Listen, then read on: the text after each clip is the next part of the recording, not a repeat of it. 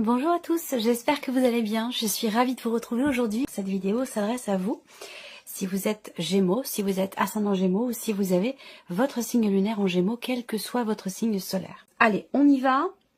On commence par la tendance énergie dominante, le 4 de bâton. Donc là, ça va dans le sens de ce que je viens de vous dire.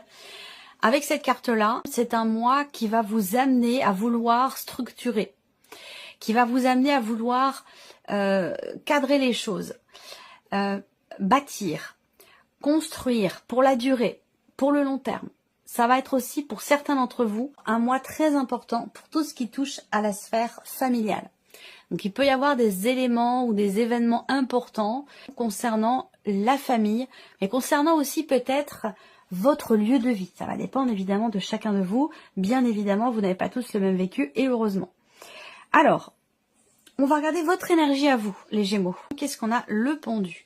Ça, c'est intéressant parce que c'est une énergie qui me montre que vous êtes tout à fait capable et à même de vous remettre en question ou de remettre en question une structure même, une façon de penser, une façon de réfléchir, une façon d'aborder un dossier, un sujet, une relation, quelque chose en particulier. Je le répète, il n'y a pas de domaine de vie à proprement parler ici qui est représenté, hein. Mais je vois bien que avec cette carte-là, il y a cette idée quand même de cette volonté d'aller chercher la vérité pour certains d'entre vous. Pour d'autres, ça va être la volonté de trouver absolument la meilleure solution possible par rapport à quelque chose de précis, de particulier. Et le pendu, alors c'est une carte où effectivement on peut se sentir un peu bloqué, hein. C'est une carte qui peut parler d'immobilité, de blocage. Ce que je ressens là, du fait que ce soit votre énergie à vous, alors, il peut être question, je termine avec ça, il peut être question aussi d'avoir besoin ou d'avoir l'impression d'avoir à se délester de quelque chose pour pouvoir embraser autre chose. Donc une notion quelque part ici de sacrifice ou peut-être qu'il y a cette notion d'effort à fournir au détriment de quelque chose. Voilà, pour pouvoir évoluer, avancer, se libérer de quelque chose ou arriver à trouver une ou des solutions. Voilà. Pour d'autres ici, il est possible que vous soyez focalisé sur une relation très importante pour vous et qui peut être une relation avec quelqu'un qui est du signe du Scorpion.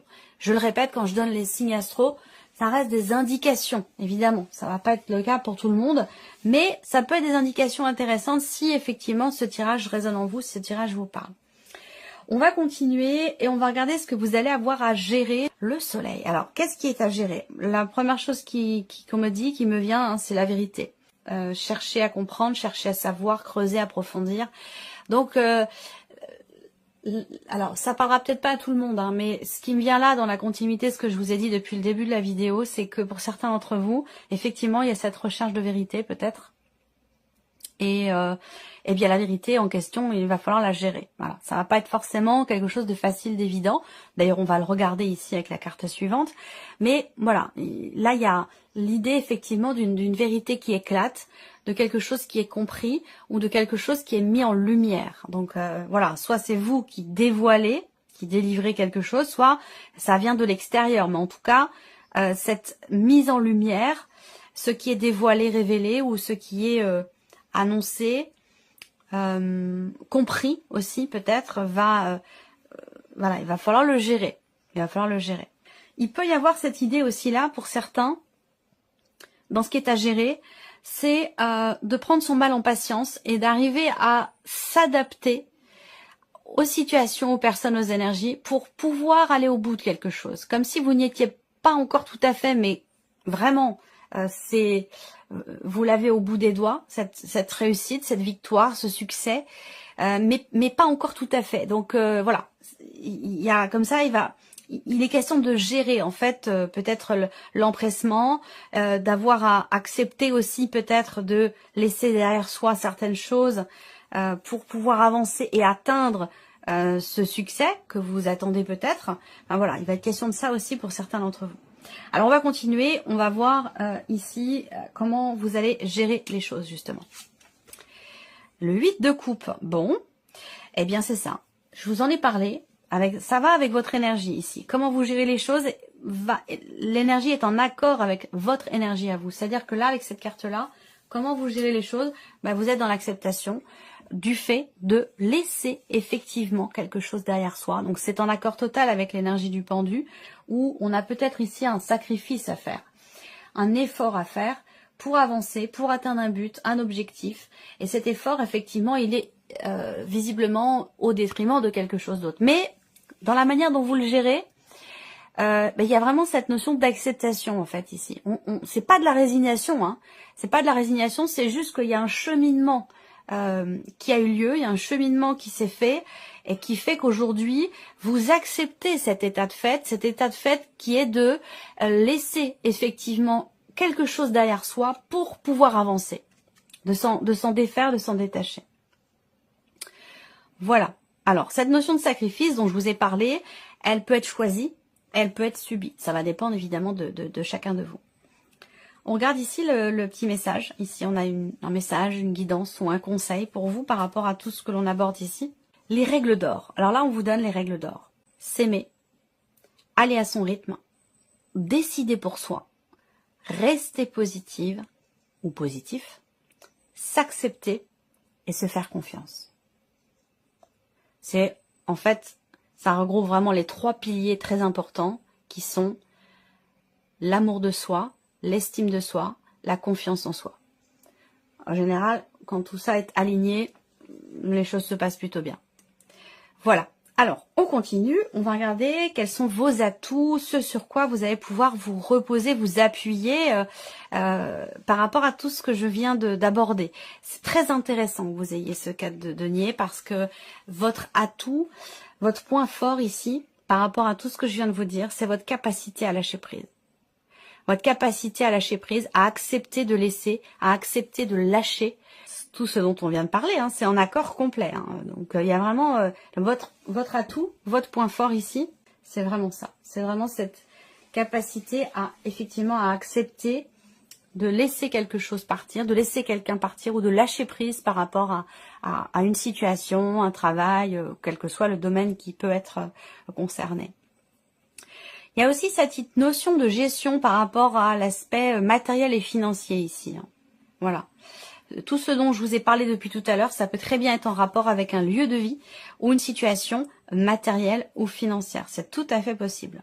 Ce que je peux voir là, sur votre atout aussi, c'est cette capacité que vous allez avoir à centrer les choses sur l'essentiel. À savoir, je connais mes priorités, je sais ce que je vaux, je sais ce que je veux et je sais ce que je laisse. Donc, il y a cette notion ici de protection, de préservation, quelque part, de ce qui est très important pour vous, de ce qui a énormément de valeur à vos yeux. Ça, c'est un point fort parce que certainement, il est fort probable que ça détermine finalement la direction dans laquelle vous irez. On continue. Ici, on va avoir l'inattendu de Reine de Coupe. Alors, l'aspect inattendu. Alors, premièrement, cet inattendu peut venir de quelqu'un. Ça peut venir de quelqu'un qui est Poisson, Cancer ou Scorpion. Ensuite, on a une dimension inattendue dans l'aspect également familial. On peut voir ici quelqu'un de la famille, de la fratrie, votre partenaire, votre conjoint, quelqu'un de proche de vous. Donc, on peut avoir un inattendu dans un relationnel avec cette personne.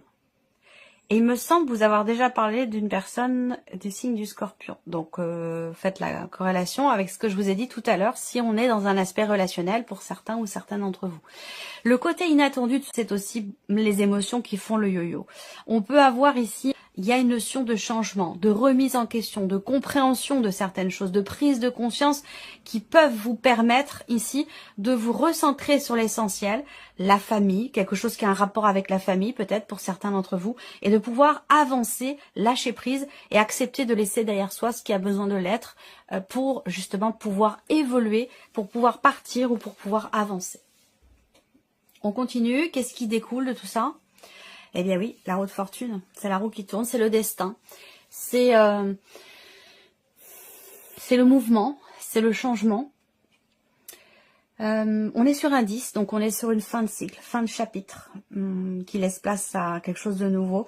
C'est étonnant parce que j'ai l'impression de l'avoir eu quand même pour pas mal de signes, cette énergie-là, cette énergie de fin de cycle, début d'un autre, cette notion de mouvement, de mutation, de transformation qu'on a ici. Donc là, ce qui découle de tout ce que je viens de vous dire, et peut-être aussi d'une perturbation émotionnelle ou d'un événement important avec quelqu'un qui est d'un signe d'eau, eh bien ce qui en découle, ça va être avec la roue de fortune, effectivement un mouvement, un départ, quelque chose de nouveau, la fin d'un cycle qui va évidemment laisser place à quelque chose de différent et bien sûr à quelque chose de nouveau.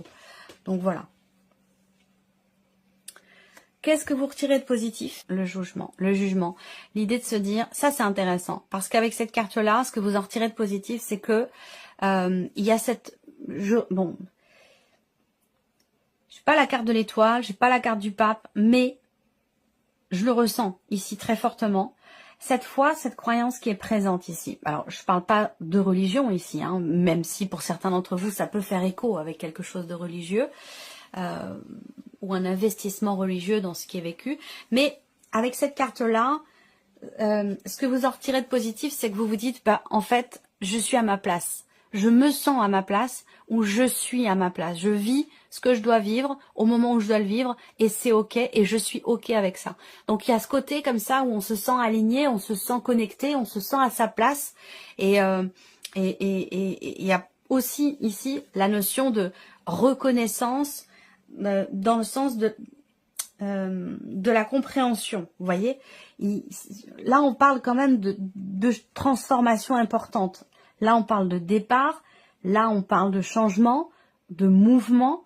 Ici, on parle de transformation, de renaissance. Donc, on est quand même ici dans un mois extrêmement important.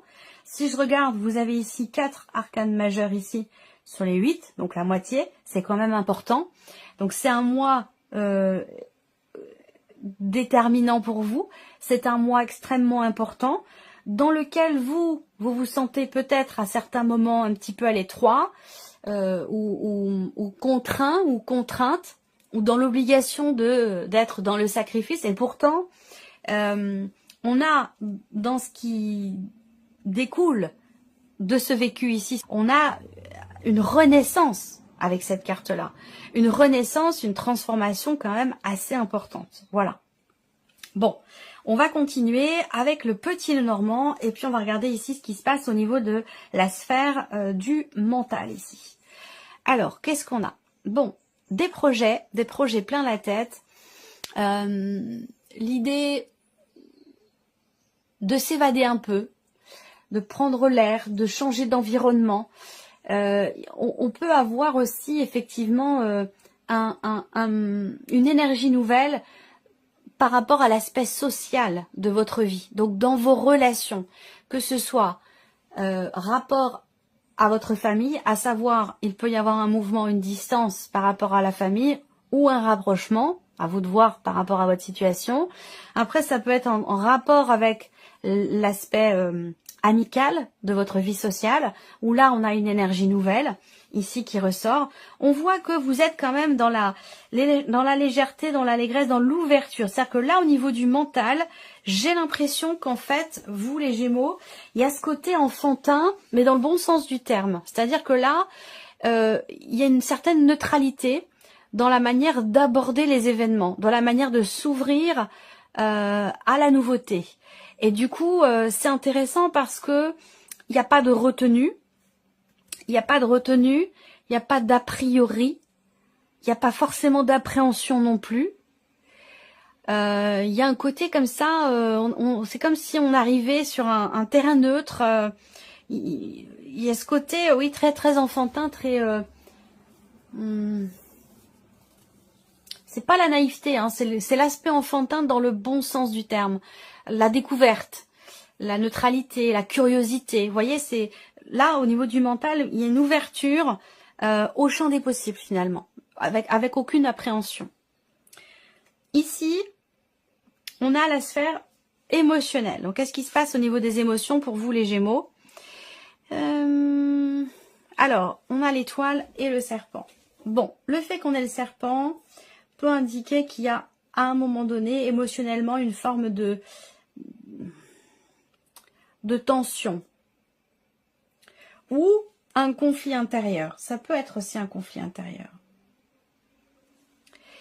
Il peut être question sur le plan émotionnel de quelque chose, d'un événement, d'un élément, et là ça vient de l'extérieur, qui peut venir vous chatouiller un petit peu dans le sens où vous étiez bien tranquille, serein, sereine, et là on peut avoir ici effectivement des petites contrariétés. Et donc là ça peut rejoindre ce que j'ai dit tout à l'heure, justement dans l'aspect inattendu, une dimension quand même émotionnelle sur ce point-là. On regarde la sphère de l'action. Donc, qu'est-ce qui se passe pour vous? Comment vous agissez? Comment vous intervenez? Alors, la sphère de l'action ici. Donc, on a la maison et le trèfle. On tente sa chance. Et la maison, vous voyez, on ouvre avec la maison, on clôture avec la maison. Donc ici, dans la sphère de l'action, il y a encore cette notion, cette idée de consolider, de construire et de bâtir. Et l'idée aussi là de tenter sa chance, de savoir saisir les opportunités au moment où elles se présentent. Et ça, c'est important, de ne pas rater le train. Vous voyez, là, le train passe, et je pense que vous savez le saisir, votre chance au moment où elle arrive, au moment où elle se présente. Voilà. Alors, donc là, on revient aussi par rapport à ce que je disais au début, soit dans une dimension familiale avec des personnes avec qui vous avez des liens du sang, soit concernant vraiment un aspect purement matériel et financier, peut-être lié à de l'immobilier. On a ici l'idée, encore une fois, effectivement, de tenter quelque chose.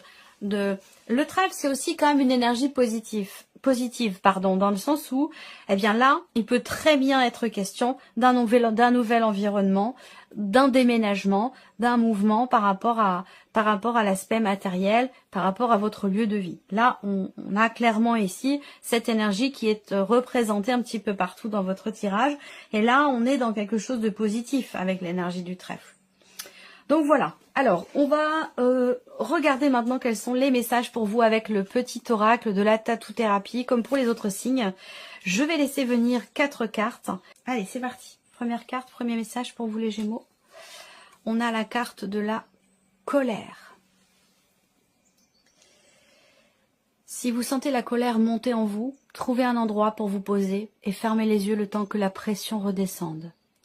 La position allongée est ici très recommandée. Respirez un bon coup avant de réagir, ça pourrait vous éviter de vivre des drames irréversibles. Ensuite, deuxième carte ici, on a pour vous la carte du guide.